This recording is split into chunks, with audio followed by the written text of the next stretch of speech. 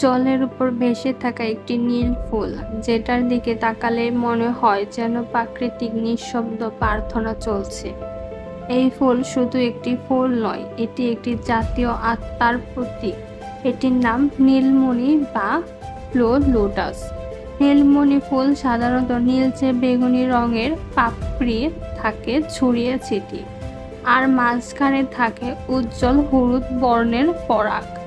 এই ফুলগুলো জলের উপর ভাসে, যা দেখে মনে হয় যেন জল থেকে জন্ম নেওয়া সৌন্দর্য। শ্রীলঙ্কা সরকার 1986 সালে ব্লু লোটাসকে জাতীয় ফুল ঘোষণা করেন, কারণ এটি দেশটির প্রাকৃতিক পরিবেশ, সংস্কৃতি এবং বৌদ্ধ ধর্মের বিশ্বাসের সাথে গভীরভাবে জড়িত।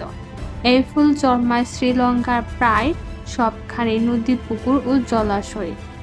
একটি পবিত্রতা, আধ্যাত্মিক ও শান্তির প্রতীক। বৌদ্ধ ধর্মে পদ্ম ফুল একটি অত্যন্ত গুরুত্বপূর্ণ প্রতীক। নীলমণি পদ্ম বোঝায় জ্ঞান, আত্মার জাগরণ এবং অন্ধকার থেকে আলোর দিকে এগিয়ে যাওয়া।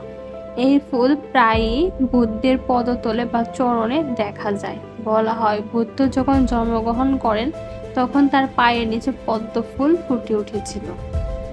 নীলমণি পদ্ম ফুল একটি জলজ উদ্ভিদ, যার মূল থাকে পানির নিচে আর ফুলটি ভেসে থাকে জলের উপর। এই ফুল সূর্যের আলো পেলে খুলে যায় আর সন্ধ্যা হলে আবার বন্ধ হয়ে যায়, যেমনটি করে জীবনের চক্র।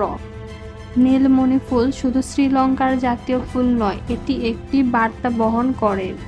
একটি নির্জন ফুল যা জল থেকে উঠে এসে বলে শান্তি, জ্ঞান আর আলোই হলো প্রাকৃতিক সৌন্দর্য।